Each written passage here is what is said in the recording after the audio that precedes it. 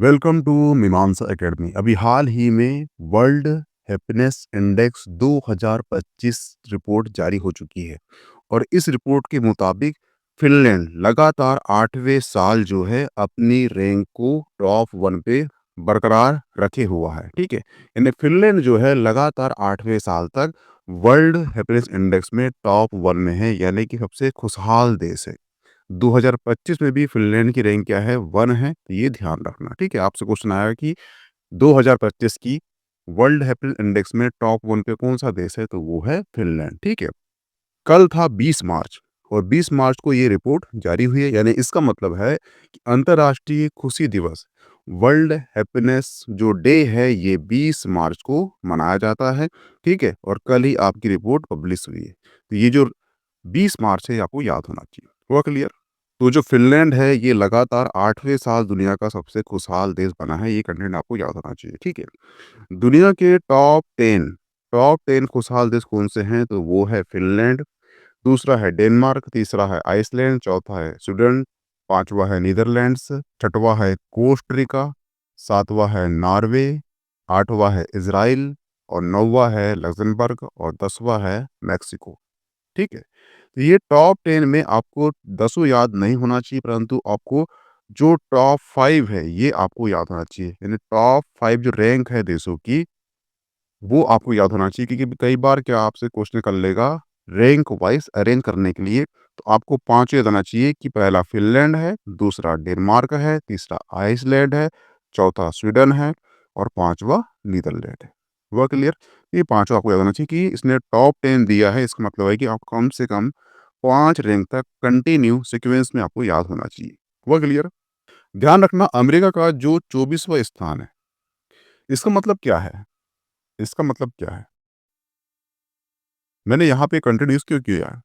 उसके पीछे रीज़न है कि यहाँ पे जो अमेरिका जो है पूरी दुनिया का इकोनॉमिक पावर उसके हाथ में है। यानी पूरी दुनिया का सबसे रईस देश देखना चाहिए तो वो कौन-सा है? अमेरिका है। अब लेकिन उसके बावजूद भी अमेरिका जो है वर्ल्ड हैप्पीनेस इंडेक्स की रैंक में 24वें स्थान पर है। इसका मतलब ये है कि आपके पास धन हो और खुशी हो, ये एक चीज़ नहीं है। यानी कि पैसा से खुशी खरीदी नहीं जा सकती, इसका मतलब ये है। तो याद रखना कि यहाँ पर जो रैंक है वर्ल्ड हैप्पीनेस इंडेक्स में, इसके अंतर्गत धन को खुशी नहीं बताया गया है। ठीक है? तो जो अमेरिका है इसकी रैंक कौन-सी है? 24वीं रैंक है, ये ध्यान रखना। ठीक है? भारत की रैंक कौन-सी है? भारत की रैंक 118वाँ है, यानी कि 118 है, यानी भारत की रैंक जो इससे पहले कौन-सी थी, तो वो थी 126 थी। यहाँ से यहाँ पर भारत पहुँच चुका है, यानी भारत में कुछ रैंक में सुधार आया है। लेकिन उसके बावजूद भी भारत को अपने रैंक सुधार करने की अभी आवश्यकता है। कैसे? आप देखना, भारत की रैंक को और बेहतर होने के लिए क्या-क्या किया जाना चाहिए, तो उसके कुछ पॉइंट है, वहाँ पे भारत को काम करना चाहिए ताकि भारत की जो अभी 108वीं रैंक है उससे वो ऊपर आ सके। हुआ क्लियर? ठीक है। सामाजिक संयोग, सामाजिक संयोग को बढ़ावा देना चाहिए, भारत को इस ओर काम करना चाहिए। दूसरा है बेरोजगारी और आर्थिक असमानता। बेरोजगारी को नियंत्रण करना चाहिए और आर्थिक असमानता को कम करना चाहिए, क्योंकि आर्थिक असमानता जो है, ऐसे कई आर्टिकल पब्लिश हो चुके हैं जो ये बताते हैं कि जो आर्थिक असमानता थी 1980 के आसपास, वही आर्थिक असमानता जो है 2024-25 के आसपास हो चुकी है। ठीक है, तो ये आर्थिक असमानता कम होनी चाहिए। इससे आर्थिक असमानता से क्या होता है कि दो व्यक्ति जो होते हैं, दोनों ही सक्षम होते हैं, परंतु दोनों की तुलना की जाए तो एक बहुत अमीर होता है और एक बहुत गरीब होता है। और ये अमीर-गरीब का जो फ़र्क है, ये तनाव पैदा करता है और ये तनाव के कारण क्या होता है कि खुशहाली कभी नहीं आ पाती। बेरोज़गारी का अर्थ क्या होता है? बेरोज़गारी का अर्थ होता है कि जो काम करने में आप सक्षम हो, वो काम आपको नहीं मिल पा रहा है, यही स्थिति को बोलते हैं बेरोज़गारी। तो सरकार को यहाँ पर विशेष ध्यान देना चाहिए ताकि जो व्यक्ति है उसे जो काम करने में सक्षम होती है वो, अगर उसे वो काम मिल पा रहा है तो सिंपल सी बात है, सैलरी कम मिलेगी तो वो एक संतुष्ट होगा कि मैंने ये काम सीखा, मुझे ये काम मिल गया। उससे क्या होगा? तनाव कम होगा और खुशहाली पैदा होगी। इस प्रकार से जो वर्ल्ड हैप्पी इंडेक्स है वहाँ पे हम सूची में ऊपर की ओर आ सकते हैं। ठीक है? और चौथा पॉइंट है भ्रष्टाचार और प्रशासनिक समस्या। इसे कम होना चाहिए। जिस देश में भ्रष्टाचार कम होता है, उस देश में प्रशासनिक समस्या भी कम होती है। और जिस देश में भ्रष्टाचार कम होने के संकेत क्या हैं? तो वो संकेत हैं, वहाँ पे जो वहाँ की जनता है, उसका अधिक विश्वास है वहाँ की गवर्नमेंट पर। और जहाँ पर अधिक भ्रष्टाचार है, वहाँ की जो जनता होती है उस देश की जनता का विश्वास सरकार पर कम होता है। यानी कि जब आपको विश्वास अधिक होता है, तो आप वहाँ पे खुश अधिक होते हैं, और जहाँ पे आपको विश्वास बिल्कुल नहीं है, वहाँ पे आप बिल्कुल भी आप सिक्योर फ़ील नहीं करते, यानी यहाँ पे क्या होता है, तनाव पैदा होता है। इसलिए जो भारत की रैंक है, वो 118 है वर्तमान में। अगर भारत कहना चाहिए इन क्षेत्रों में काम करे, तो ऑटोमेटिकली भारत की रैंक जो है, ठीक हो सकती है। ये क्वेश्चन आपको इंटरव्यू क्वेश्चन पूछ सकता है, या कभी-कभी क्वेश्चन आके मेंस में या ऐसे राइटिंग में, तो वहाँ पे इन पॉइंट को इनको करके आप वहाँ पे अच्छा खासा आंसर लिख सकते हो। हुआ क्लियर? तो अब बात कर लेते हैं हम कि जो वर्ल्ड हैप्पीनेस इंडेक्स है, या इसका जो रिपोर्ट जारी करने की जो शुरुआत है या आरंभ है, या इसकी पृष्ठभूमि क्या है, ये शुरू कहाँ से हुआ है, इसकी चर्चा कर लेते हैं। तो ध्यान रखना, 2013 से संयुक्त राष्ट्र द्वारा इसकी शुरुआत हुई है, ठीक है? लेकिन इसका जो प्रस्ताव है, ये पेश किया गया था 2012 में। हुआ क्लियर? और पहली बार ये प्रस्ताव पेश करने वाला देश कौन-सा है? तो वो देश है भूटान देश, ये ध्यान रखना, ठीक है? भूटान देश ने जो प्रस्ताव रखा था, उसमें कुछ पॉइंट बताए थे कि ये पॉइंट में होना चाहिए। भूटान देश ने जो वर्ल्ड हैप्पीनेस इंडेक्स के लिए जो प्रस्ताव पेश किया था, उसमें कुछ पॉइंट बताया था, ठीक है? पॉइंट क्या था? तो उसमें बताया था कि जो हैप्पीनेस इंडेक्स है, इसका आधार राष्ट्रीय आय के बजाय खुशी पर ध्यान देना चाहिए। जिस प्रकार से यूएसए की जो रैंक है, वो 24 है, ठीक है? परंतु राष्ट्रीय आय देखा जाए उसकी, तो वो सबसे ज़्यादा है, पर स्थान 24वें है। और फ़िनलैंड की राष्ट्रीय आय और यूएस की राष्ट्रीय तुलना करेंगे, तो बहुत ज़्यादा फ़र्क है, ठीक है? अंतर बहुत ज़्यादा है। लेकिन फ़िनलैंड जो है टॉप 1 में है, और यूएसए 24वें स्थान पर है।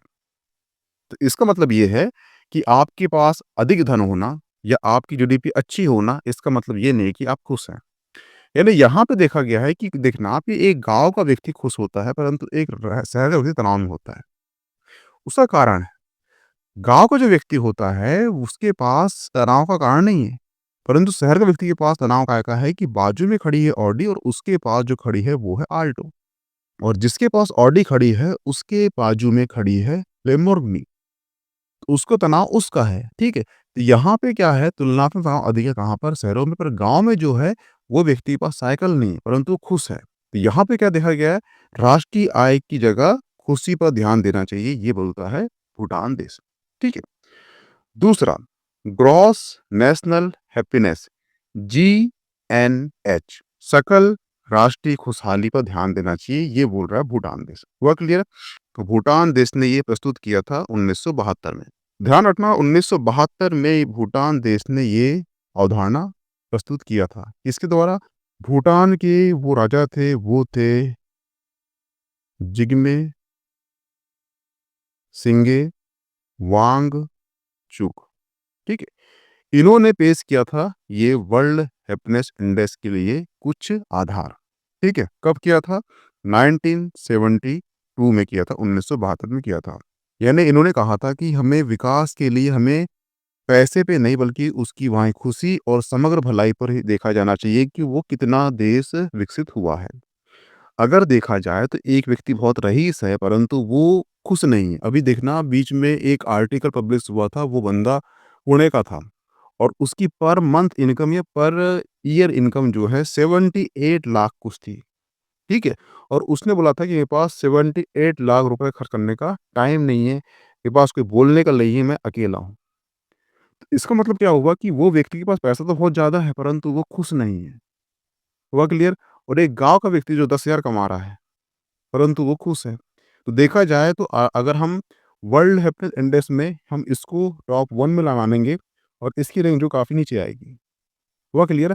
यानी यहाँ पर जो है, वर्ल्ड हैप्पीनेस इंडेक्स में यहाँ पर कहीं पर भी पैसे की बात नहीं की गई है। यानी कि उस व्यक्ति की सामाजिक पूँजी कितनी अच्छी है, उसको हम मानते हैं खुशी। यहाँ पे धन की बात कहीं नहीं की गई, यानी कहने का मतलब ये है कि आप धन से खुशी नहीं खरीद सकते। हुआ क्लियर? आगे बात करते हैं वो कि आर्थिक विकास के साथ-साथ सामाजिक, मानसिक, सांस्कृतिक विकास को भी शामिल करना चाहिए। जो भूटान है उसने बताया था कि वर्ल्ड हैप्पीनेस इंडेक्स के लिए हमें सामाजिक, आर्थिक, सांस्कृतिक विकास को भी शामिल करना चाहिए। अभी क्या हुआ था बीच में एक आर्टिकल आया था उसमें बताया गया था कि जो यूएसए है वहाँ पे जो डॉक्टर है वो जो व्यक्तियों को सामाजिक पूंजी बढ़ाने के लिए एक कदम उठा रहे हैं। क्या कर रहे हैं जैसे कि आपके पास तबीयत खराब हो गई, आप गए हो, ठीक है? तो आपको दवा दे रहे हैं, ठीक है? और आपको ये बोल रहे हैं कि आप वीक में 1 घंटा या वीक में 2 घंटा जो है आप कोई भी सोशल काम करो, सामाजिक कार्य करो। तो सामाजिक कार्य करने से क्या है कि आपकी बीमारी कम होगी। कहने का मतलब ये है कि अगर आपके पास सामाजिक पूँजी है तो आप अकेले नहीं हो।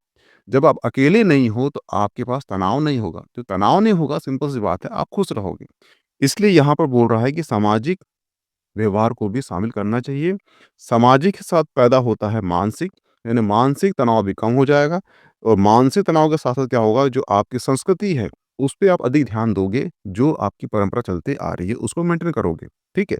इस प्रकार से जो है, जो आर्थिक विकास की अवधारणा यहाँ पे पेश होना चाहिए, ये बोल रहा है भूटान देश। हुआ क्लियर? यहाँ से आपको सिंपल सी बात रखना है कि भूटान देश ने ये अवधारणा 1972 में पेश किया था। किसने किया था? तो वहाँ के राजा थे, वो थे जिग्मे शिगे वांगचुक। बहुत क्लियर, इन्होंने किया था, ये ध्यान रखना, ठीक है? संयुक्त राष्ट्र 2013 से इसे मना रहा है। इसका प्रस्ताव 2012 में पेश किया गया था और पहली बार इसमें भूटान देश ने पेश किया था, ये ध्यान रखना। ये क्वेश्चन जो है पूछ चुका है किसी भी एग्जाम में, ठीक है? ये सारे पॉइंट जो है महत्वपूर्ण है। अब बात कर लेते हैं रिपोर्ट प्रकाशनकर्ता कौन है, ठीक है? तो ध्यान रखना, रिपोर्ट प्रकाशन के लिए बहुत सी संस्था इसमें काम करती है, परंतु जो मेनली संस्था है वो है सस्टेनेबल डेवलपमेंट सॉल्यूशन नेटवर्क, जैसे कि SDSN द्वारा ये रिपोर्ट प्रस्तुत की जाती है, ठीक है? और ये जो है सस्टेनेबल डेवलपमेंट सॉल्यूशन नेटवर्क जो है, ये यूनाइटेड नेशन का एक एनजीओ है। हुआ क्लियर? और इसके लिए जो 3 संस्था है, ये संस्था जो है इसके लिए सहयोग करती है, इस प्रकार से रिपोर्ट प्रकाशित होती है, ठीक है? अगर आपको क्वेश्चन आता है कि रिपोर्ट प्रकाशित करता कौन है, तो वो है सस्टेनेबल डेवलपमेंट सॉल्यूशन नेटवर्क। आपको ये भी शॉर्ट में होना चाहिए क्योंकि कई बार क्या होता है एग्जाम में वो शॉर्ट फॉर्म दे देता है, तो आपको वो बनना चाहिए, ठीक है?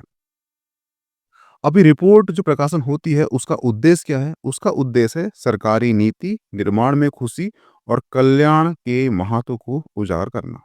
अब यहाँ पे एक शब्द आया है कल्याण के महत्व को उजागर करना। अगर आपसे क्वेश्चन मैं पूछूं कि किस आर्टिकल में कल्याणकारी राज्य की स्थापना का उल्लेख किया गया है, तो ऐसा कौन सा आर्टिकल है? तो ध्यान रखना, भारतीय संविधान का अनुच्छेद आर्टिकल 38 और आर्टिकल 39 भारत को कल्याणकारी भारत को कल्याणकारी राज्य घोषित करने संबंधी आर्टिकल है। यानी भारत में, यानी भारतीय संविधान के अंतर्गत जो कल्याणकारी राज्य की स्थापना किस आर्टिकल के अंतर्गत होती है, तो वो आर्टिकल है आर्टिकल 38 और 39। हुआ क्लियर? इसी कारण से यहाँ पर ये आर्टिकल के अंतर्गत ये बात की गई है। और जो वर्ल्ड हैप्पीनेस इंडेक्स है उसका जो उद्देश्य है वो भी क्या है? सरकारी नीति निर्माण में खुशी और कल्याण के महत्व को उजागर करना, ठीक है? तो ये दोनों आर्टिकल आपको याद होना चाहिए। हुआ क्लियर? तो यहाँ से आपको इतने क्वेश्चन पूछे जाए कि ये रिपोर्ट प्रकाशित करता कौन है, तो वो करता है सस्टेनेबल डेवलपमेंट सॉल्यूशन नेटवर्क। हुआ क्लियर? नेक्स्ट है रैंकिंग कैसे तय की जाती है, यानी कि रैंक 1, रैंक 2, रैंक 3 जो आती है, रैंकिंग लाते कैसे, यानी कि इसे किस प्रकार से मापा जाता है? ध्यान रखना, उसके लिए 6 प्रमुख कारक है, ठीक है? एक है प्रति व्यक्ति आय अच्छी होना चाहिए, सामाजिक संयोग सामाजिक संयोग अच्छा होना चाहिए, जीवन प्रत्याशा, स्वास्थ्य और जीवन प्रत्याशा अच्छी होना चाहिए, वहाँ पर उस देश में स्वतंत्रता शानदार होना चाहिए, उदारता होना चाहिए और सबसे बड़ी बात जो है वहाँ पर जो है भ्रष्टाचार अनुपस्थित होना चाहिए, यानी भ्रष्टाचार होना ही नहीं चाहिए। ऐसा देश में हम अगर रहते हैं तो वहाँ पे हम वर्ल्ड हैप्पीनेस इंडेक्स में टॉप 10 में आ सकते हैं। अगर ये 6 कारक नहीं है तो सिंपल सी बात है, वहाँ पर वर्ल्ड हैप्पीनेस इंडेक्स जो होगा उस देश की ऑटोमेटिकली गिर जाएगी। हुआ क्लियर? और फिनलैंड की क्या है? टॉप 1 है। और यूएसए क्या है? वो 24वीं है। और भारत की क्या है? तो वो कौन-सी है? 118वीं है। ठीक है? ये ध्यान रखना। तो यहाँ से क्वेश्चन करेगा आपको कि जो 6 प्रमुख कारक हैं, ये कौन-कौन से हैं? ये पूछ लेगा या ये बोल देगा कि इसमें 6 प्रमुख कारक में से कौन-सा कारक नहीं है, एक हटा देगा। ठीक है? तो आपको 6 कारक याद रखना चाहिए, सिंपल सी बात है, याद नहीं करना है इसे। प्रत्येक की आय होगी अच्छी, सामाजिक संयोग अच्छा होगा, जीवन अच्छा होगा उसका, और वहाँ आज़ादी होगी, उदारता होगी और भ्रष्टाचार कम होगा। सिंपल सी बात है, वहाँ पे खुशहाली अच्छी होगी, ठीक है? तो ये 6 पॉइंट है, 6 कारक है, ध्यान रखना। नेक्स्ट पॉइंट है सस्टेनेबल डेवलपमेंट सॉल्यूशन नेटवर्क में जो एसडीएसएन है, जो वर्ल्ड हैप्पीनेस इंडेक्स की जो रिपोर्ट पब्लिश करता है, वो क्या है वो समझ जाइए, ठीक है? तो जो सस्टेनेबल डेवलपमेंट सॉल्यूशन नेटवर्क है, ये संयुक्त राष्ट्र द्वारा स्थापित एक एनजीओ है। हुआ क्लियर? और यह 2012 से पेरिस जलवायु समझौते और एसडीजीएस के क्रियान्वयन को बढ़ावा दे रहा है। हुआ क्लियर? ठीक है।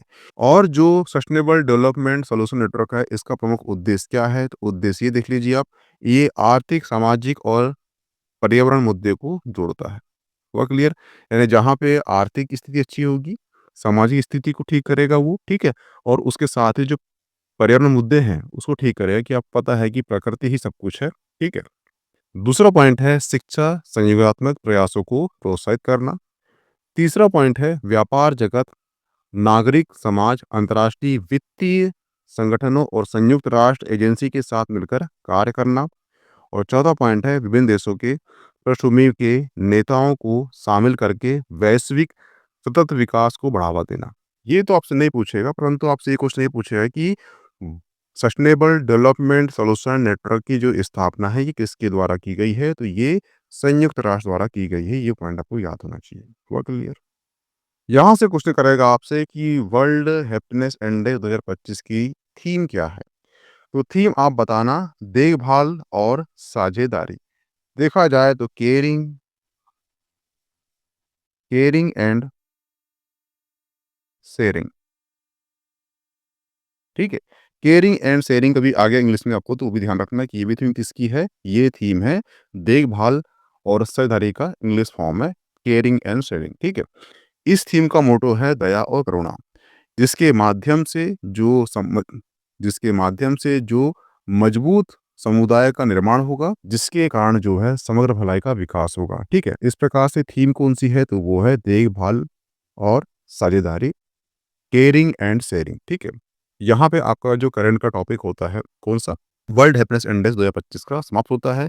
यहाँ पे उन सभी क्वेश्चन को इनक्लूड किया जा चुका है, जो क्वेश्चन एग्जाम पॉइंट ऑफ से इंपॉर्टेंट है और जो क्वेश्चन जो है एग्जाम में आ चुके हैं। हुआ क्लियर? इसकी पीडीएफ आपको मिल जाएगी मीमांसा एकेडमी का एप्लीकेशन पर। प्लीज प्ले स्टोर से डाउनलोड कर लीजिए और पीडीएफ आप प्राप्त कर लीजिए। Okay, thanks. मिलते हैं नेक्स्ट टॉपिक में।